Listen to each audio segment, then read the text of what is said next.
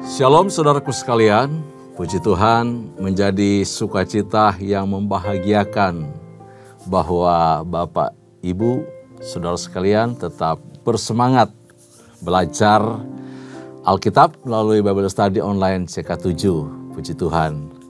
Pembahasan hari ini dari Amsal pasal yang ke-22 yang dibagi menjadi dua bagian, yaitu ayat 1 sampai ayat yang ke-16 yang berbicara mengenai pengajaran tentang kekayaan dan pentingnya didikan hikmat. Ini merupakan kelanjutan dari kumpulan Amsal Salomo.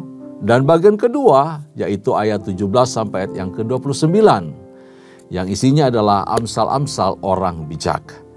Nah, sebelum kita membaca, merenungkan dan belajar bersama-sama dari ayat-ayat firman Tuhan tersebut, mari saya ajak kita semua untuk masuk hadirat Tuhan. Kita mau puji, mau sembah Tuhan. Haleluya. Terima kasih Bapak. Terpuji nama-Mu. Haleluya. Engkau Allah sungguh menakjubkan. Engkau Allah luar biasa. Kami kagum kepadamu Tuhan. Kiralah dapat sana bertakaralah dapat.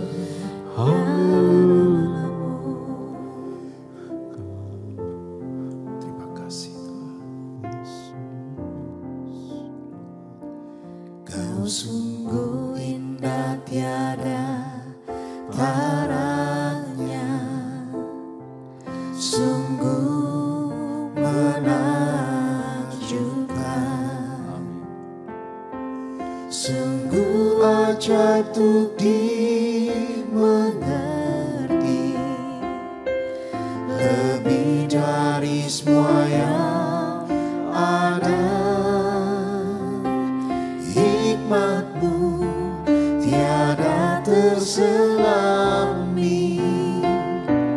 kasih-Mu dalam tak terduga. Kau sungguh indah tiada taranya, mulia dan berkuasa. Ku kagum hormat akan Engkau, ku kagum hormat akan Engkau. Kau Allah yang layak dipuji, ku kagum akan Engkau.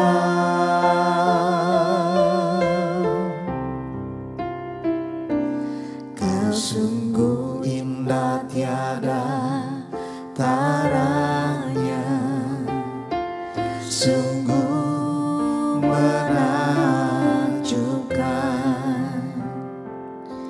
sungguh ajaib untuk dimengerti, lebih dari semua yang ada. Hikmat-Mu tiada terselami, kasih-Mu dalam tak terduga. Kau sungguh indah tiada taranya, mulia dan berkuasa. Ku kagum hormat akan Engkau, ku kagum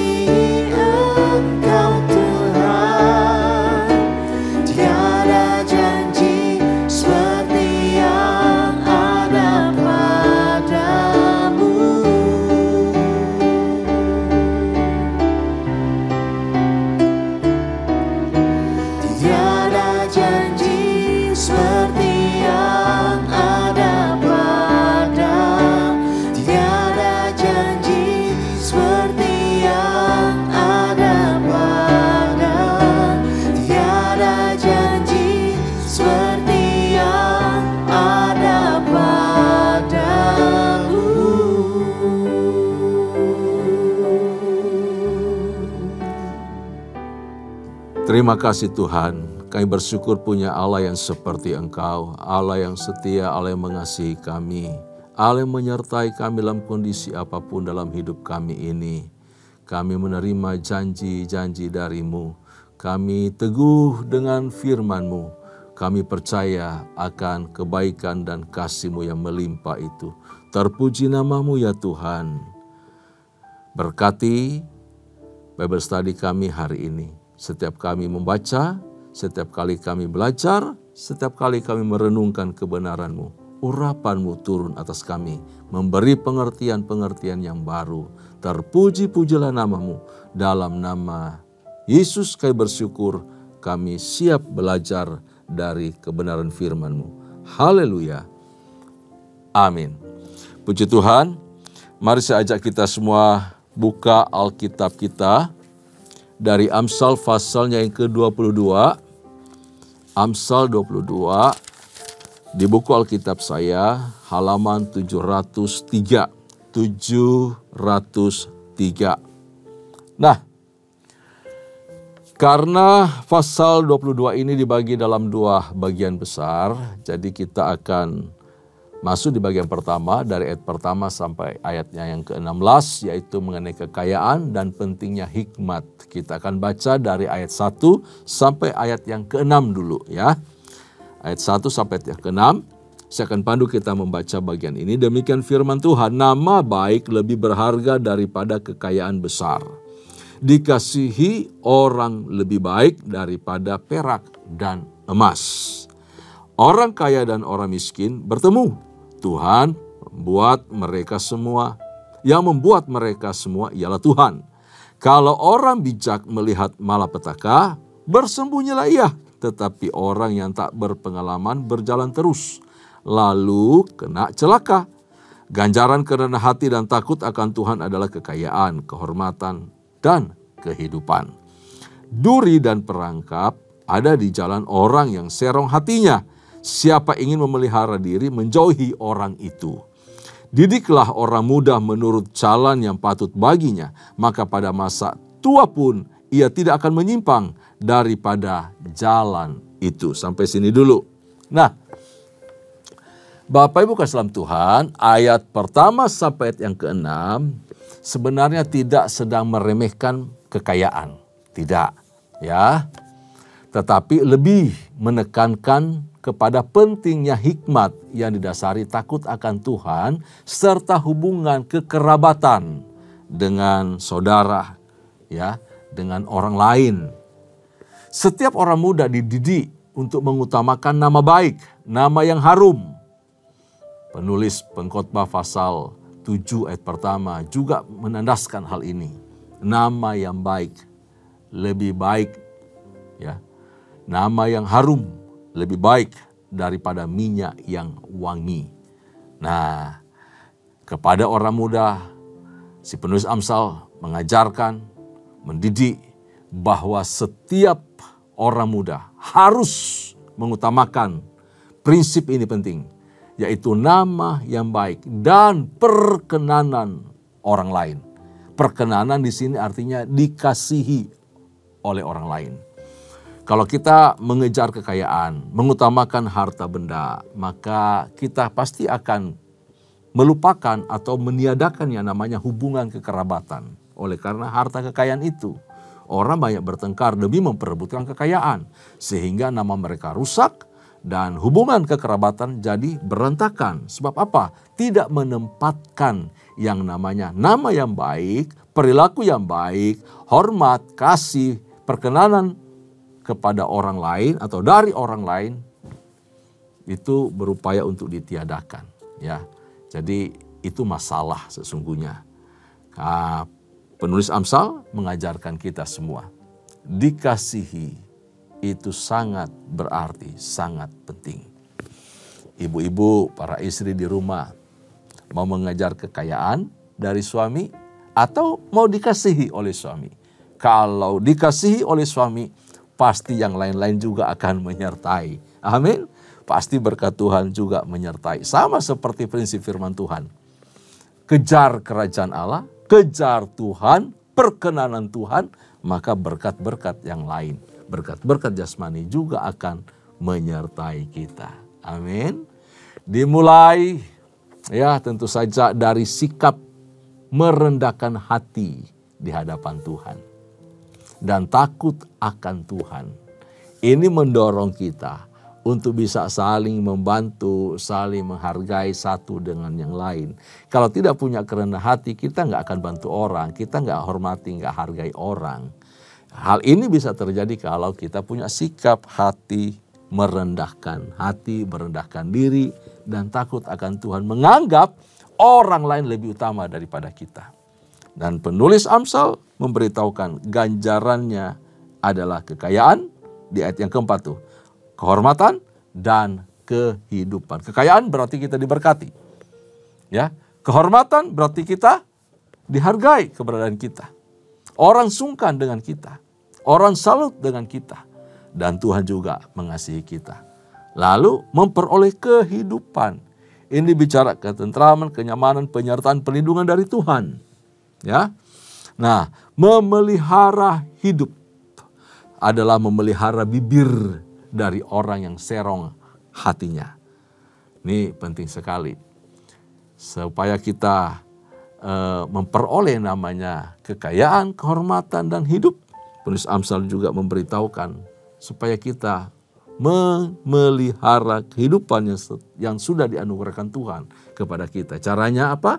Memelihara bibir dari orang yang serong hati. Nah, Bapak Ibu saudara Tuhan, selalu kalau setiap kita baca kitab Amsal, ada urusan dengan mulut. Selalu ada urusan dengan perkataan. Selalu ada urusan dengan hati yang serong, mulut yang serong. Ini perilaku orang fasik sebenarnya. Ya, tapi orang benar itu tahu dia menjaga hidup. Untuk supaya dia tetap hidup berkenan di hadapan orang dan di hadapan Tuhan, dia menjaga bibirnya, menjaga hatinya, menjaga pikirannya. Untuk mencapai hal itu, tidak hanya kita orang tua, tetapi kita juga harus mendidik anak-anak kita. Menjaga anak kita, mendidik mereka untuk memiliki perilaku yang sama. Perilaku untuk mengejar kehormatan, kehidupan, dan berkat yang datang daripada Allah. Menjauhkan diri dari mulut yang serong. Didik berarti cara orang tua mengabdikan anak ini kepada Allah. Artinya kita mengarahkan anak-anak, mencondongkan pikiran, mencondongkan hati anak-anak kepada Tuhan. Kepada Tuhan. Bukan kepada perkara-perkara dunia. Bukan kepada perkara-perkara yang sifatnya sementara. Bukan kepada jalan orang fasik. Tetapi kepada jalan Allah. Jadi ini PR buat kita orang tua. Buat kita semua orang tua. Kita harus bawa anak kita. Arahkan anak kita. Didik anak kita. Supaya mereka punya hati yang mengabdi kepada Allah. Memberikan diri mereka untuk berada di jalan benar, di jalannya Tuhan.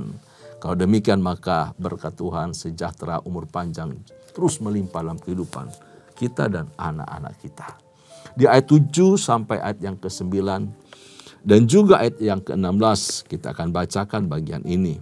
Ayat 7 sampai ayat yang ke-9 lebih dulu. Didiklah orang muda menurut jalan yang patut baginya, maka pada masa tuanya pun ia tidak akan menyimpan daripada jalannya itu.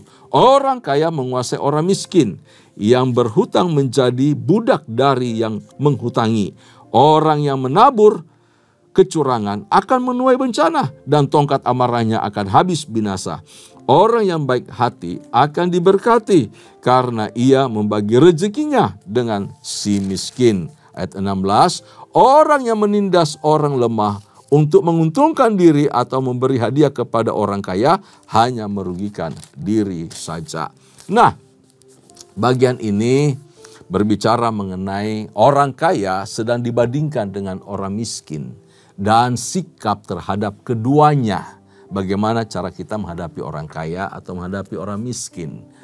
Ada realita kehidupan bahwa sejak dari zaman dahulu orang miskin itu dianggap sebagai orang lemah, dan memang orang lemah. Dia nggak punya kemampuan, kekuatan melindungi diri sendiri dari tindakan orang-orang kaya.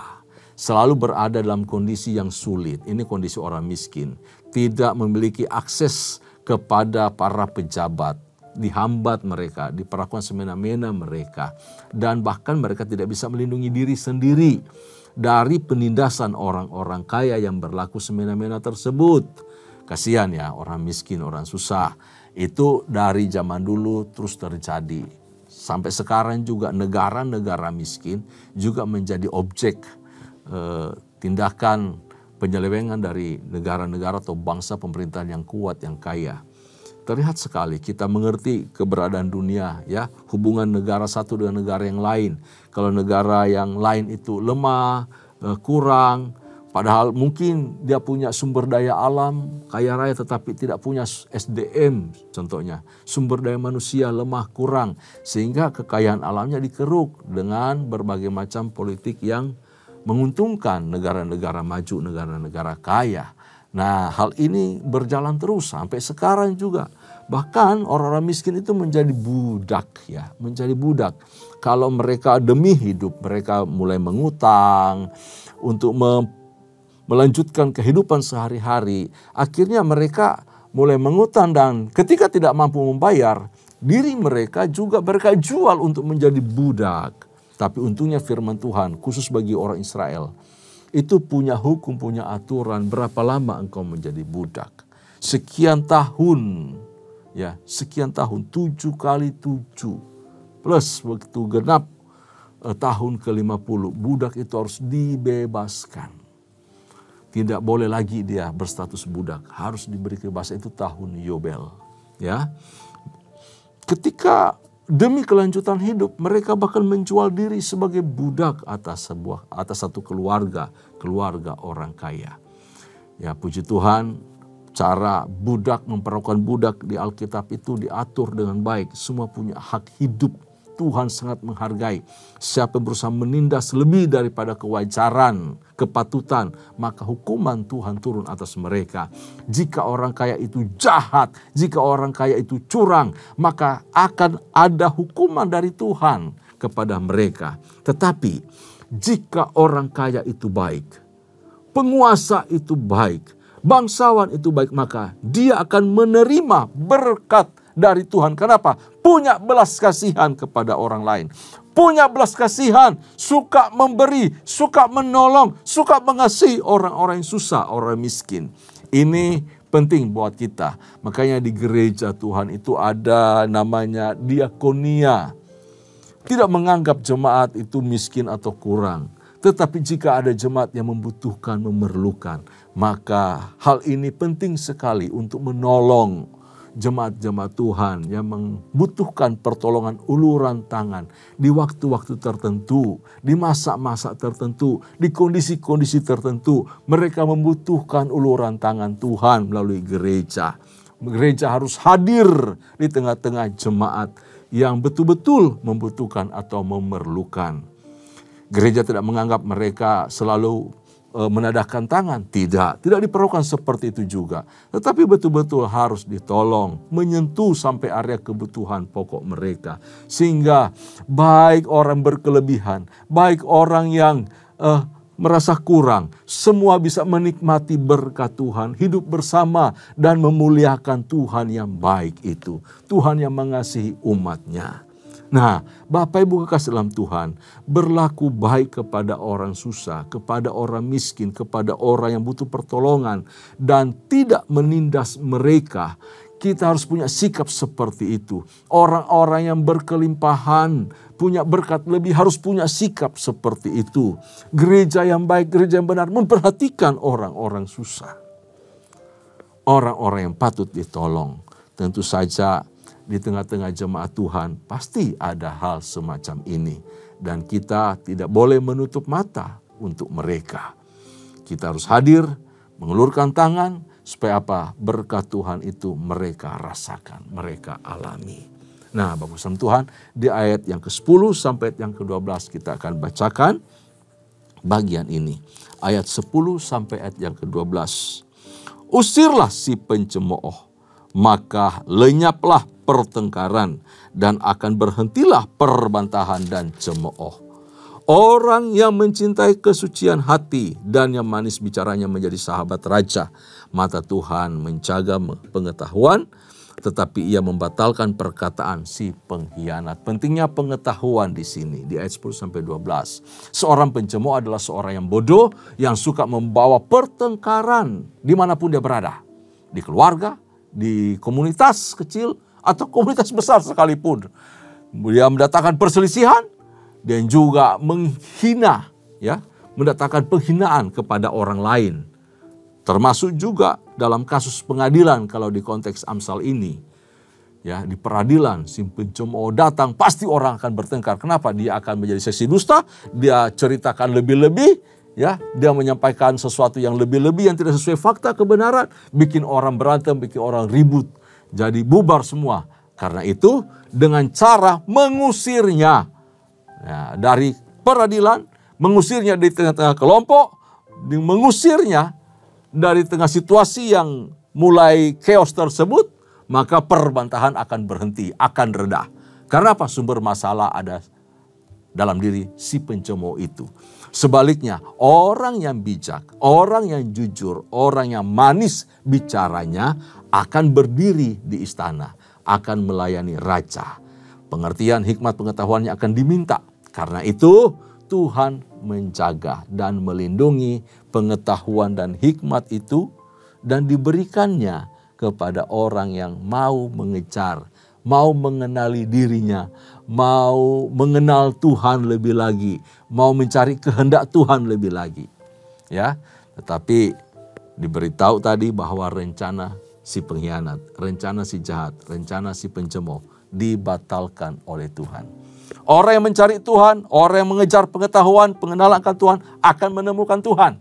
Hikmat akan diberikan kepadanya. Tetapi niat dari si pengkhianat, si pencemooh tidak akan terlaksana. Ayat 13-15, kita akan lanjutkan pembacaan kita. Si pemalas berkata, ada singa di luar, aku akan dibunuh di tengah jalan. Mulut perempuan jalang adalah lubang yang dalam. Orang yang dimurkai Tuhan akan terperosok ke dalamnya. Kebodohan melekat pada hati orang muda, tetapi tongkat didikan akan mengusir itu daripadanya. Orang muda harus berusaha dan wajib menjauhkan diri dari sikap malas dan mulut manis perempuan pelacur, agar tidak menjadi bodoh dan dimurkai Tuhan. Jadi orang kalau malas, orang kalau dekat dengan amoralitas, dekat dengan perempuan pelacur, waduh, itu akan menjadikan dirinya bodoh. Kenapa? Karena pikiran gak jalan, hati kotor, semua perkara kotor, mendatangkan kemiskinan, kemelaratan, kebangkrutan, dan segala macam penyakit. Akhirnya apa? Dimurkai Tuhan. Tuhan tidak berkenan atasnya. Nah, untuk mengusir semuanya itu, dibutuhkan namanya tongkat didikan. Dibutuhkan tongkat didikan. Hajar anak kita, didik anak kita dengan keras. Tongkat didikan ini bicara tanamkan pengertian, tanamkan pengetahuan, tanamkan hikmat kepadanya. Ajar dia sungguh-sungguh supaya apa? Mengenal Tuhan dan menjauhkan diri dari jalan kefasikan tersebut. Nah, bagian kedua yaitu ayat 17 sampai yang ke-29 mengenai amsal-amsal orang bijak. Dikatakan demikian. Ayat 17 sampai 21 kita baca lebih dulu bagian ini. Pasanglah telingamu dan dengarkanlah amsal-amsal orang bijak. Berilah perhatian kepada pengetahuanku, karena menyimpannya dalam hati akan menyenangkan bagimu, bila semuanya itu tersedia pada bibirmu, supaya engkau menaruh kepercayaanmu kepada Tuhan. Aku mengajarkannya kepadamu sekarang, ya kepadamu. Bukankah aku telah menulisnya kepadamu dulu dengan nasihat dan pengetahuan, untuk mengajarkan kepadamu apa yang benar dan sungguh, supaya engkau dapat memberikan jawaban yang tepat kepada yang menyuruh engkau. Nah, ayat 17-21 ini bicara mengenai pentingnya pengetahuan. Salomo melanjutkan nasihat dengan memberi syarat untuk memperoleh hikmat. Syarat untuk memperoleh hikmat itu dikatakan tadi, yang pertama, pasang telinga. Pasang telingamu dengan penuh kerendahan hati untuk mendengar nasihat didikan, ya, pengetahuan itu. Hikmat akan diberikan, ya. Dan hikmat ini akan memberi perintah. Hikmat akan mengoreksi hidup kita. Hikmat akan mengingatkan. Hikmat akan mengajar seseorang supaya hidupnya benar, supaya hidupnya lurus di hadapan Tuhan. Yang kedua, nasihat dari penulis Amsal, yaitu Salomo, memberi perhatian. Jadi pertama, pasang telinga. Yang kedua, beri perhatian, serius, sungguh. Artinya apa? Ada kesediaan hati, membuka hati, menerima untuk fokus. Nah ini dia, memperoleh hikmat. Untuk fokus kepada didikan, untuk fokus mengingat, merenungkan, lalu melakukan nasihat. Nah yang ketiga, tidak saja pasang telinga, memberi perhatian, tetapi juga menyimpan di dalam hati. Ini penting, ya, menyimpan di dalam hati. Di ayat yang ke-18 diberitahu, simpan itu di hati. Tujuannya apa sih?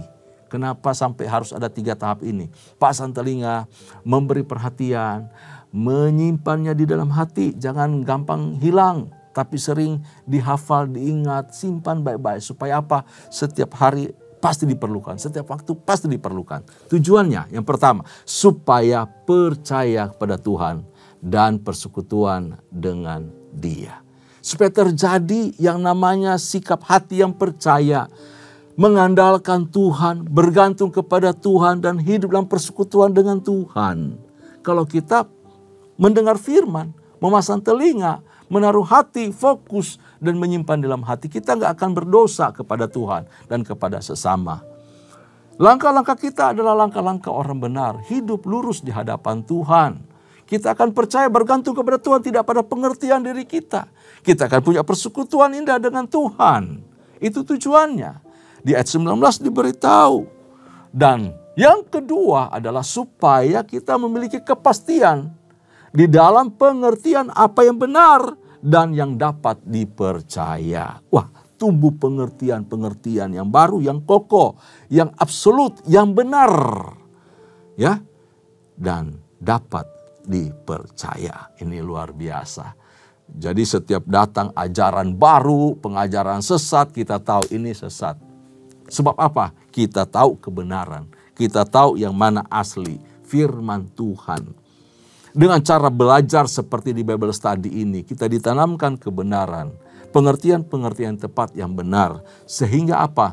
Datang pengajaran-pengajaran dari luar yang mengombang-ambingkan pikiran kita. Kita siap, kita tetap teguh, kita tidak tergoyahkan. Kenapa? Kita telah diisi oleh firman, kita mengerti firman dan kita hidup di dalamnya. Dan yang ketiga tujuannya adalah supaya dapat berguna bagi kita, bagi orang lain, bagi gereja Tuhan. Dan kita siap melayani Tuhan, melayani orang lain, melayani gerejanya. Dan mengajar mereka. Ini tujuannya, kita diperlengkapi. Supaya kita berguna. Kita siap melayani. Melayani Tuhan, melayani pekerjaannya, melayani sesama. Dikatakan bahwa kita ini duta. Setiap kita berdiri, kita ditanya, kita nggak bikin malu Tuhan. Kita nggak bikin malu gereja. Kita nggak bikin malu lembaga mengutus kita. Tuhan yang mengutus saya. Tuhan yang mengutus Anda. Tuhan yang mengutus kita semua. Di tengah masyarakat ketika orang minta pertanggungjawaban dari iman kita, kita bisa menjawab. Kita bisa menyampaikannya. Kita bisa bersaksi bahwa Allah kita hebat. Allah kita luar biasa. Amin. Kita dapat memberi pertanggungjawaban tentang pengharapan yang ada pada kita di dalam Kristus Yesus Tuhan. Dengan sungguh-sungguh, dengan sebenar-benarnya dan sebaik-baiknya. Haleluya. Ya. Ayat berikutnya, ayat 22 sampai ayatnya 23. Kita bacakan bagian ini. Janganlah merampasi orang lemah karena ia lemah, dan janganlah menginjak-injak orang yang berkesusahan di pintu gerbang. Sebab Tuhan membela perkara mereka dan mengambil nyawa orang yang merampasi mereka. Ini adalah peringatan supaya tidak menindas yang lemah. Diulangi lagi dari ayat 21 tadi. Kali ini di pasal 22, ya, untuk tidak menindas orang lemah. Setelah memberi nasihat yang agung, jadi si guru hikmat nih memberi peringatan tentang sangat penting untuk tidak menindas orang lemah. Ya, dalam hal itu, menindasan kepada orang lemah dikatakan sebagai perilaku biadab. Ya, perilaku biadab, tidak berperi kemanusiaan. Orang lemah itu harus ditolong. Bukan dirampas, bukan ditindas, bukan diperas. Ingat, sekali lagi, Tuhan itu melindungi dan membela orang lemah. Membela mereka, membela anak yatim, membela para janda, membela orang susah. Karena itu, jaga mereka, lindungi mereka, jangan dirampasi, jangan ditindas mereka. Tuhan akan menjadi lawan kita. Ya, yang terakhir, yaitu ayat 24 sampai 29, kita bacakan lagi bagian ini. Jangan berteman dengan orang yang lekas gusar. Lekas gusar ini suka marah tiba-tiba ya, meledak. Jangan bergaul dengan seorang pemarah. supaya engkau jangan menjadi biasa dengan tingkah lakunya dan memasang jerat bagi dirimu sendiri. Jangan engkau termasuk orang yang membuat persetujuan dan yang menjadi penanggung hutang. Mengapa orang akan mengambil tempat tidurmu dari bawahmu bila engkau tidak mempunyai apa-apa untuk membayar kembali? Jangan engkau memindahkan batas tanah yang lama yang ditetapkan oleh nenek moyangmu. Pernahkah engkau melihat orang yang cakap dalam pekerjaannya? Di hadapan raja-raja ia akan berdiri, bukan di hadapan orang-orang yang hina. Bapak Islam Tuhan, di ayat 24-29 merupakan pepatah yang bijak. Peringatan supaya jangan akrab dengan yang suka marah, yang amarahnya meledak-meledak. Ya. Kenapa? Karena hal itu akan terimpartasi kepada kita bila berteman dengan mereka. Kebiasaannya akan kena ke kita juga. Kita juga akan ikut-ikut terbiasa dengan tingkah lakunya. Di berita ayat 24-25. Jangan berteman dengan orang yang memiliki reputasi tukang utang. Wah, tukang utang, tukang pinjam nih, tukang utang nih. Udah begitu nggak bayar-bayar. Wah, ini jadi penipu namanya. Lalu kemudian menjerat orang lain. Nah, termasuk diri kita bisa dijerat kalau kita berteman dengan dia. Kita dijadikan sebagai penjamin dari utang piutangnya. Waduh, karena itu dilarang. Jangan menjadi penanggung utang dari orang-orang yang punya kebiasaan suka mengutang dan suka menipu dan suka menjerat orang lain. Bahaya Bapak Islam Tuhan. Ini sangat-sangat tidak berkenan ya, tidak boleh terjadi dalam diri kita. Kalaupun kita ada di kondisi seperti itu, terjerat atau dekat dengan orang yang suka mengutang, jangan mau. Kalau ada orang mengutang, lebih baik menghindar, atau kalau ada di dalam diri kita, punya lebih, kasih saja. Jangan dijadikan berstatus utang. Kasih saja seberapa kebutuhan keperluannya. Habis itu udah, ya lupakan hal itu. Orang yang berhutang namun tidak punya apa-apa untuk membayar sama seperti ia mencuri milik orang lain. Kenapa? Itu sudah ada niat buruk. Gua pinjam, gua nggak bakal bayar. Jika tidak punya apa-apa, lebih baik jangan coba-coba untuk berutang. Lebih baik begitu, ya, nggak boleh. Sesuai hukum, ya ketika kita baca tadi ada tempat tidur segala macam, sesuai hukum bahwa semua yang penting bagi hidupnya, semua yang berarti bagi hidupnya karena dia berutang, semua itu akan diambil, dirampas. Gitu. Dikatakan tadi tempat tidur, berarti hal yang paling berharga yang dimilikinya, keluarganya diambil daripadanya. Itu di ayat 26-27. Jangan melanggar hak orang lain, diingatkan lagi. Termasuk masalah batas tanah. Nggak boleh pindah-pindahin batas tanah. Ini hal yang sangat penting. Sebab apa? Batas tanah itu adalah saksi yang kuat atas setiap hak manusia, kepemilikan orang. Itu batas tanah. Itu bukti dan saksi yang kuat. Jika batas tanah dipindahkan, pasti akan menimbulkan perselisihan, pertengkaran, dan pencederaan. Karena itu penting sekali adanya rasa hormat kepada sesama, kepada hukum, kepada demi ketentraman bersama. Ya, kita nggak boleh merampas, memindahkan batas tanah. Lalu ditutup dengan semua pernyataan yang tentang sulitnya menemukan orang benar-benar rajin dan cerdas. Sebab apa? Orang seperti ini dicari untuk berada melayani raja, berada di hadapan raja. Kita sebagai orang percaya, jika kita cakap melayani Tuhan, jika kita cakap dalam iman, kita cakap mengasihi Tuhan, maka kita akan berdiri melayani raja di atas segala raja. Amin. Itu firman Tuhan. Kebenaran yang bisa kita ambil dari Amsal pasal yang ke-22. Amin. Tuhan Yesus memberkati kita semua. Tundukkan kepala kita berdoa. Terima kasih ya Tuhan untuk kebenaran firman-Mu bagi kami semua pada hari ini. Dari Amsal pasal yang ke-22. Hikmat-Mu tambah-tambahkan bagi kami semua. Di dalam nama Yesus Kristus Tuhan. Haleluya. Kekasih-kasih Tuhan arahkan hatimu di hadapan Allah.